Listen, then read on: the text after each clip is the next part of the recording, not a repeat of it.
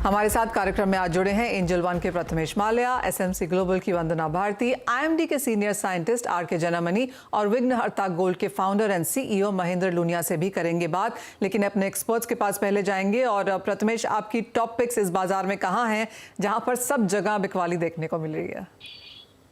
Good evening. Clearly volatility काफ़ी ज़्यादा है, स्पेसिफिकली यूके के टर्नआउट ऑफ इवेंट्स के बाद मेरे ख्याल से करेंसी मार्केट में काफ़ी हलचल मची हुई है।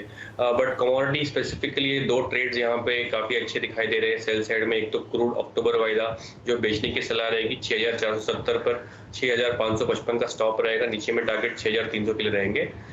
सिमिलरली कॉपर को बेचने की सलाह रहेगी 633 पर, 639 का स्टॉप रहेगा, टारगेट नीचे 621 के लिए रहेंगे।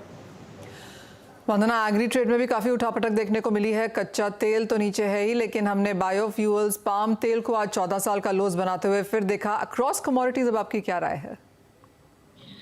जी मनीषा, यहाँ पे प्रेशर जो है वो बना रहेगा। रीजन भी है, डॉलर इंडेक्स यहाँ पे मल्टी ईयर हाई पे है और लग रहा है कि एक बार 115 की तरफ भी जा सकता है। प्रेशर करेंसी का भी है, प्रेशर यहाँ पे बैड जो कहते हैं कि इकोनॉमिक डेटा है उसका भी है, और थोड़ा सा यहाँ पे जो सोइंग वगैरह है ये काफी इम्प्रूव्ड हुई है। ओवरऑल देखा जाए तो इंक्रीमेंट है एकरेज एरिया में, इसका भी एक प्रेशर देखने को यहाँ पे मिल रहा है। तो मेरे ख्याल से यहाँ पे जब तक जो मेजर एक्सपोर्ट डेस्टिनेशन है जैसे चाइना है, यूरोप है, वहां पे बहुत ज्यादा पॉजिटिव न्यूज नहीं आता तब तक यहाँ पे एग्री कमोडिटीज में भी एक प्रेशर जो है वो बनता हुआ दिखेगा। कैस्टर एक एक्सपोर्ट कमोडिटी है, यहाँ पे भी प्रेशर बनता हुआ दिख रहा है। मुझे लग रहा है कि 7450 ये एक लेवल रहेगा जहाँ पे सेलिंग इनिशिएट करना चाहिए। 7350 का टारगेट होगा। स्टॉप लॉस यहाँ पे 7500 का होगा। दूसरी कमोडिटी है जो एक्सपोर्ट डिपेंडेंट है, ये यहाँ पे ग्वार काउंटर है। एक टेम्पररी यहाँ पे अपसाइड आया था, एक ड्राई सीजन देखने के लिए मिला था आफ्टर मानसून, लेकिन वहां पे भी मुझे लग रहा है कि अब एक प्रॉफिट बुकिंग आएगी तो गम में मुझे लग रहा है कि ज्यादा सेलिंग प्रेशर है।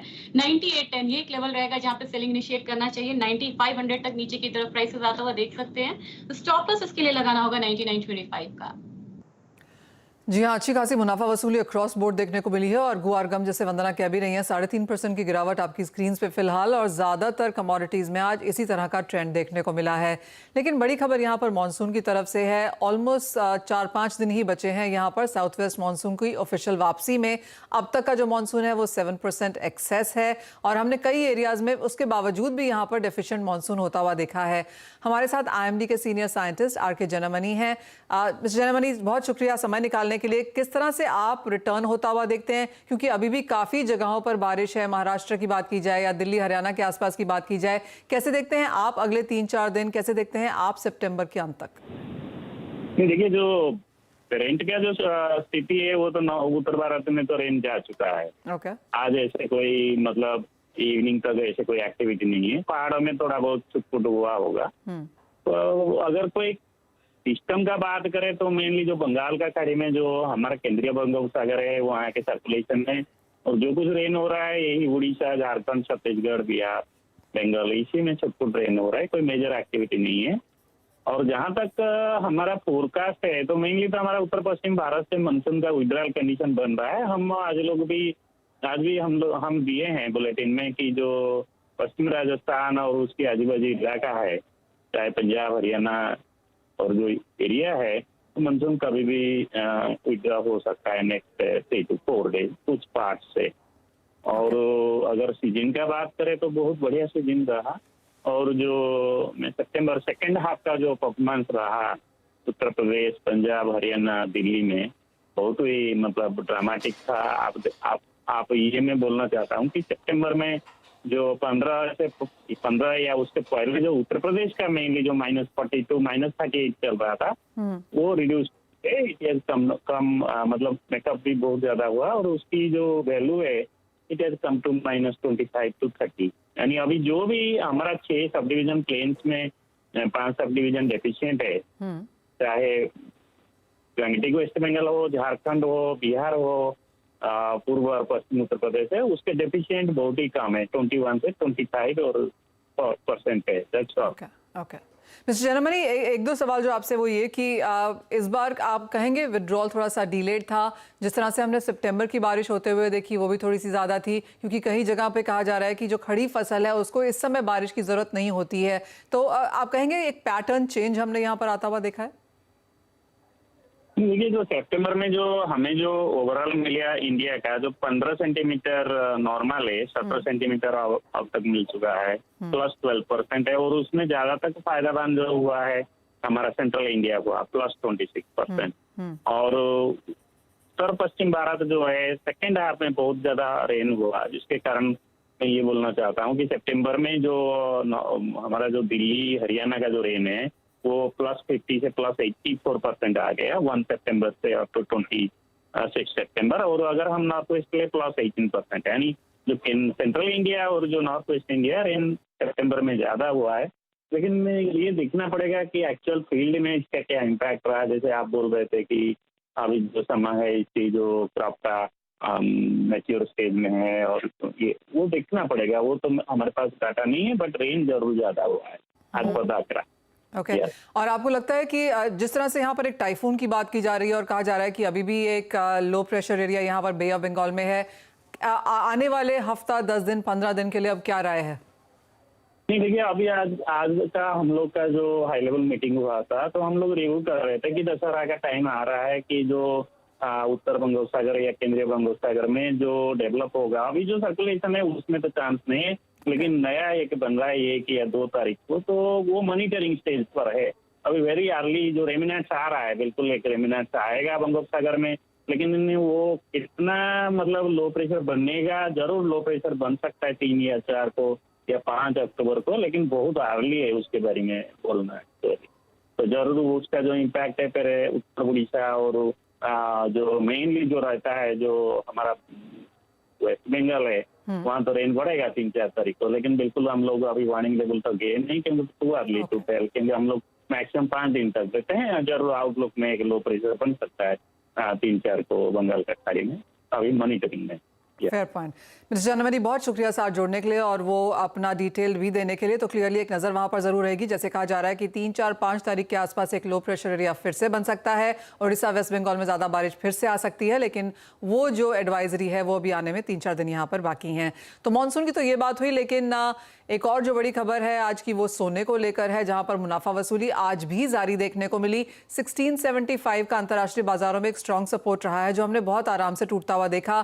1650 एक साइकोलॉजिकल लेवल है, वो भी यहां पर टूटता हुआ नजर आया, और 1627 का लो हमने यहां पर अब बनते हुए देखा है। सोने में उन लेवल्स को फिलहाल ये होल्ड कर रहा है। हमारे साथ विघ्नहर्ता गोल्ड के founder and CEO Mahendra Luniya हैं। महेंद्र जी, सबसे पहले तो प्राइस का ही व्यू आपसे लेना चाहेंगे। जिस तरह की लगातार गिरावट अंतर्राष्ट्रीय बाजारों में देखने को मिली है, भारतीय बाजारों में उतनी नहीं है रुपए की गिरावट की वजह से, लेकिन किस तरह के इन्वेस्टमेंट फिलहाल देखने को मिल रहे हैं और इन करंट लेवल्स पे क्या कुछ खरीदारी है बाजार में?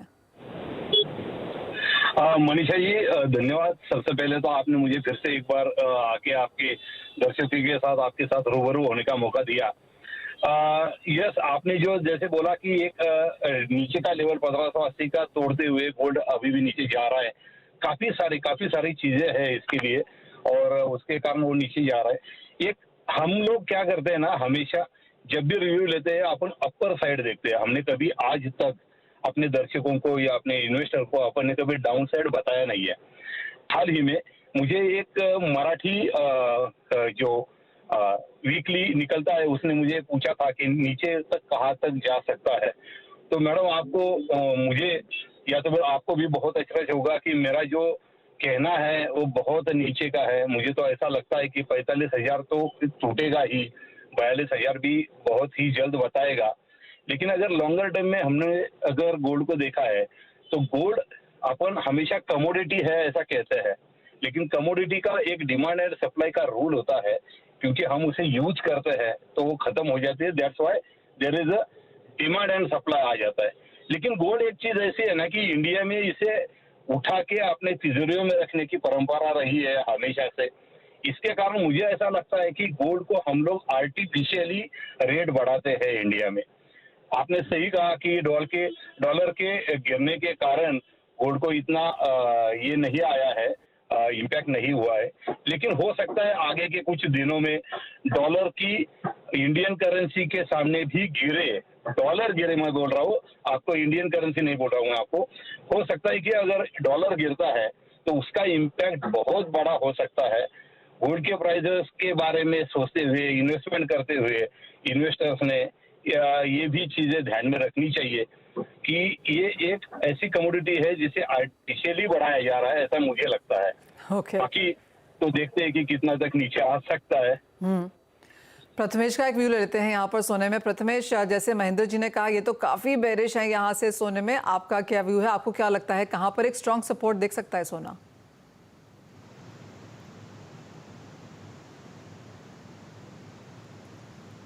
प्रथमेश, आप म्यूट पर हैं। सॉरी मनीषा, मेरे ख्याल से clearly interest rates rising scenario में गोल्ड का परफॉर्मेंस उतना अच्छा देने की उम्मीद नहीं कर सकते हैं। बट हिस्टोरिकली देखेंगे तो 6 मंथ से 1 ईयर के टाइम फ्रेम में अगर रिसेशनरी स्टेट में होता है तो गोल्ड का परफॉर्मेंस नेक्स्ट 1 ईयर के लिए काफ़ी अच्छा होता है। तो जो लोग वेट कर रहे हैं बॉटम फिशिंग का, प्रॉब्ली ये मौका है जहाँ पे 56,000 के अलावा उनको 50,000 के नीचे भाव देखने को मिल रहा है, एक्यूमुलेशन जोन दिखता है। बट यस, हाल फिलहाल में ये पॉसिबल करेक्शन काउंटर है। यहाँ पे जो इन्वेस्टर्स है यहाँ पे एक्यूमुलेट नहीं करना चाहिए मेरे ख्याल से, और गिरावट यहाँ पे जारी रह सकती है। वहाँ पे आप एक्यूमुलेशन जरूर है। बेस्ट लेवल पे पॉसिबली 48,800 है जहाँ पे आप एक्यूमुलेशन जोन बना सकते हैं। ऑलराइट, तो यानी कि 49,000 के स्तर भी यहाँ पर टूटते हुए नजर आएंगे, वहाँ पर आप खरीदारी एक्यूमुलेशन स्टार्ट कर सकते हैं। एज ऑफ नाउ खरीदारी की राय यहाँ पर सोने चांदी में नहीं है। इसी के साथ एक ब्रेक के लिए भी रुकेंगे, जब लौटेंगे तो जोड़ेंगे दर्शकों को अपने साथ, लेंगे उनके सवाल।